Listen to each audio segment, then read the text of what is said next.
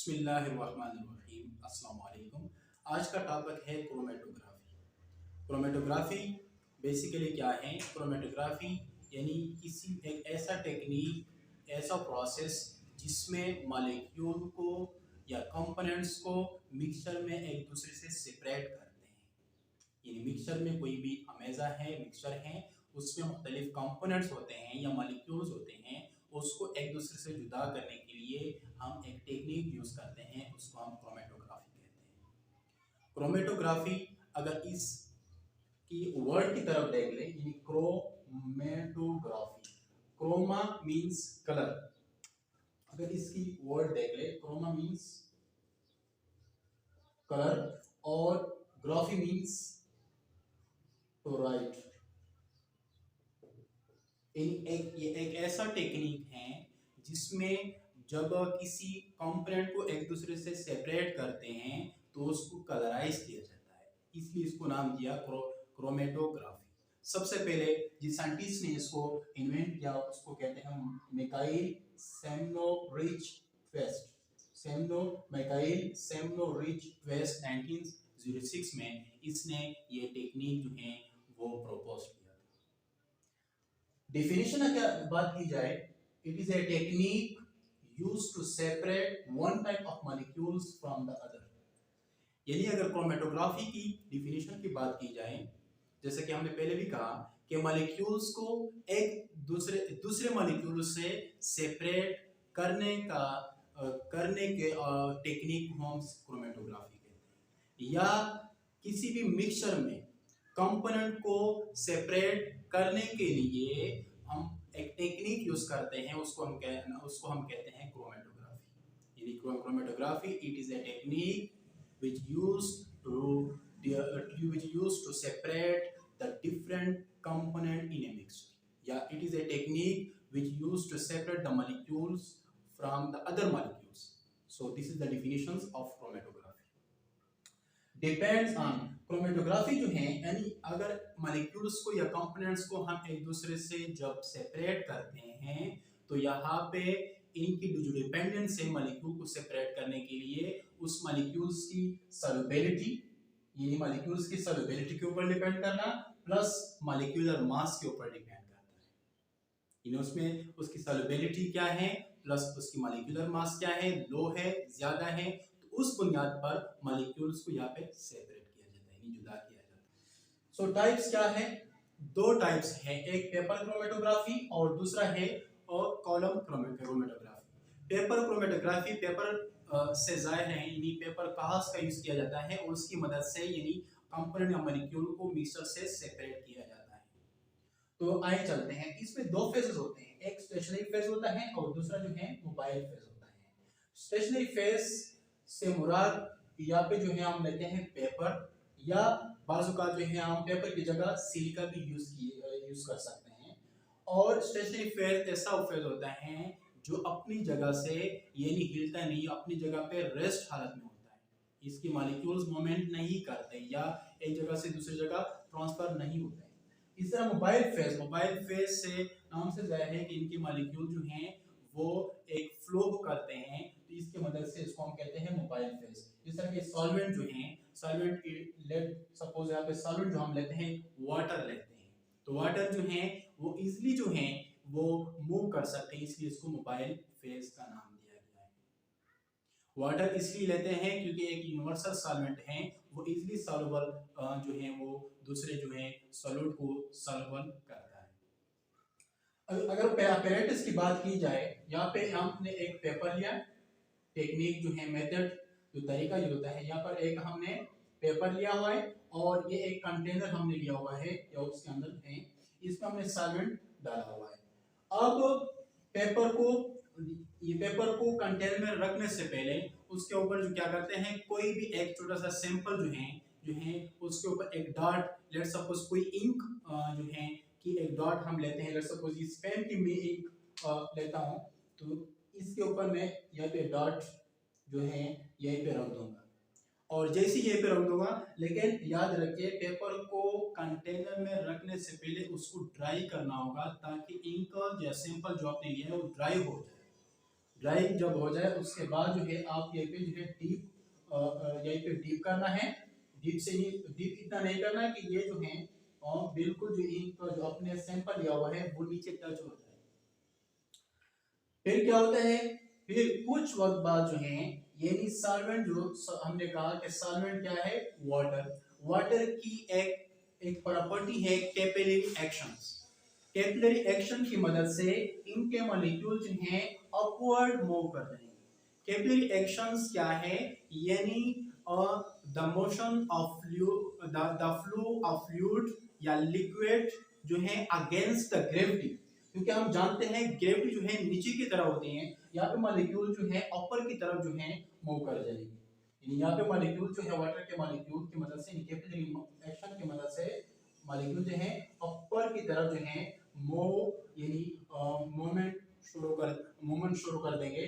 तो इसकी मदद से क्या होगा, जैसे ही मॉलिक्यूल नीचे से कैपिलरी एक्शन की मदद से ऊपर की तरफ जो है जाना और ट्रेवल शुरू करेंगे, तो उसकी मदद से यहाँ पे क्या होगा, इसके जो कंपोनेंट है, इस सैंपल के कंपोनेंट जो हैं वो सेपरेट, आहिस्ता आहिस्ता सेपरेट होना शुरू हो जाएंगे।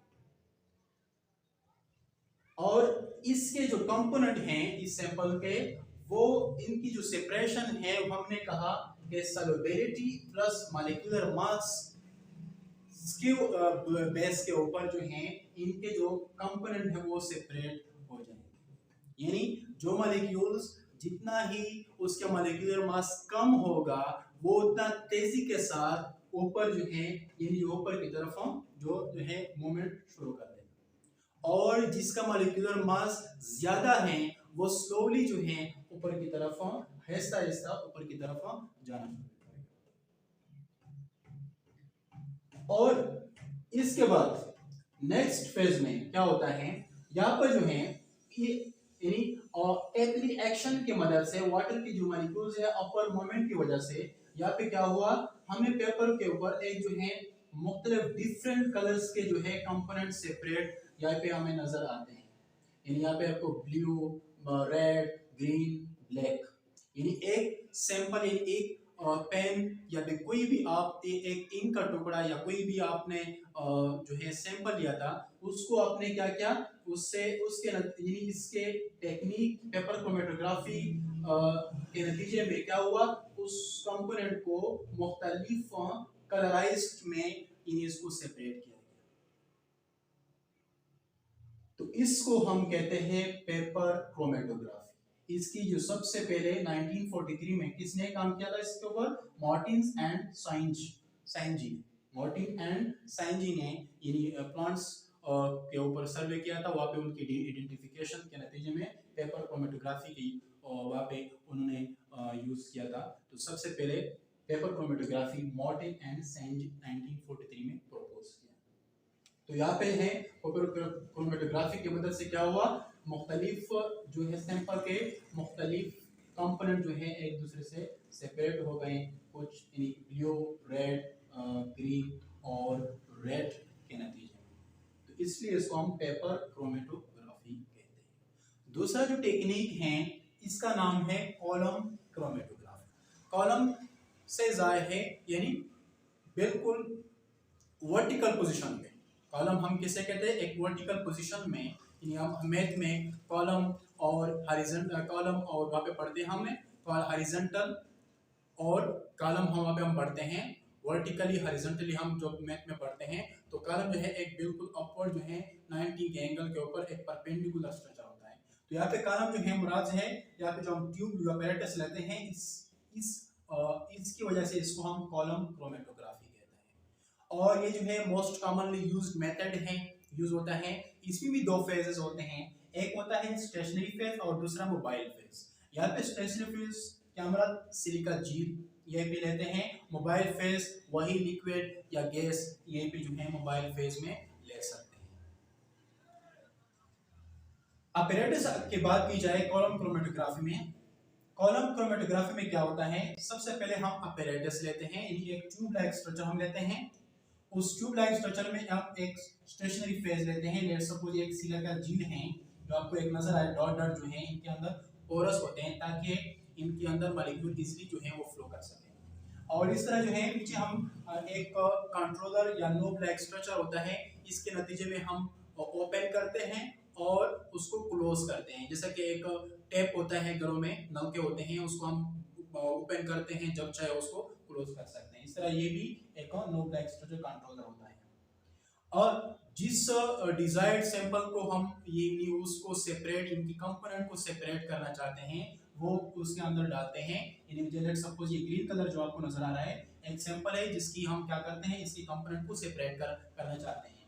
नेक्स्ट स्टेप में क्या होता है, हम इनके अंदर एक मोबाइल फेज डालना चाहते हैं। हमने कहा कि आपका मोबाइल फेज भी यूज होता है, और इसको हम कहते हैं लिक्विड। कोई भी वाटर जो है हम जो है उसके ऊपर डाल देते हैं, और वाटर के नतीजे में क्या होता है, इनके जो कंपोनेंट हैं वो आहिस्ता आहिस्ता सेपरेट होना शुरू हो जाते हैं। और सेपरेशन के नतीजे में यहाँ पे जो है लेट्स सपोज ये आपको जो नजर आ रहा है एक सेपरेटेड सैंपल, जिसको हम आपको ब्लैक कलर का एक सैंपल नजर आ रहा है, तो ये क्या हुआ, इस ग्रीन कलर से ब्लैक कलर में क्या हुआ, सेपरेट हुआ, यानी उनके कंपोनेंट सेपरेट हुए।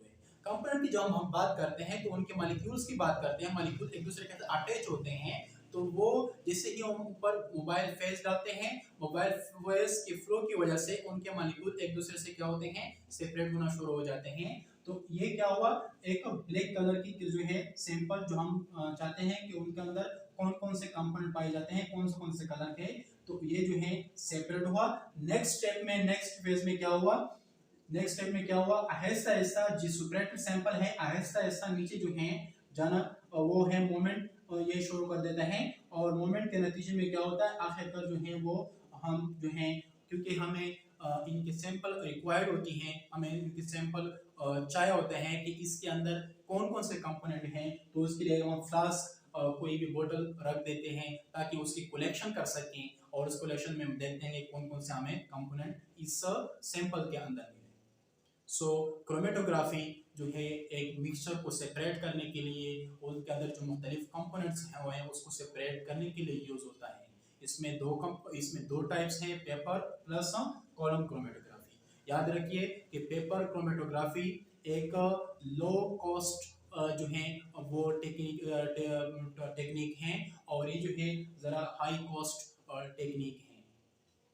एडवांटेज क्या है क्रोमेटोग्राफी, एडवांटेज ये है कि ये ड्रग्स में जो मुख्तलिफ ड्रग्स होती हैं उसमें उनके मॉलिक्यूल को सेपरेशन करने के लिए, आइडेंटिफिकेशन के लिए होती हैं। फूड्स में भी, पेस्टिसाइड में भी, वहाँ पे भी यूज होता है, और इस तरह जो है मुख्तलिफ और भी बहुत सारी चीज़ों में इसकी जो है वो यूज होती हैं। इस तरह प्रिसाइज सेपरेशन, इसका फ़ायदा ये है कि इनकी जो कंपोनेंट हैं, इनके जो हम सेपरेट कर ले एक दूसरे के साथ, तो हमें एक प्रिसाइज रिजल्ट देता है, बिल्कुल एग्जैक्ट रिजल्ट देता है जो उसके अंदर जो है वो पाई जाती है।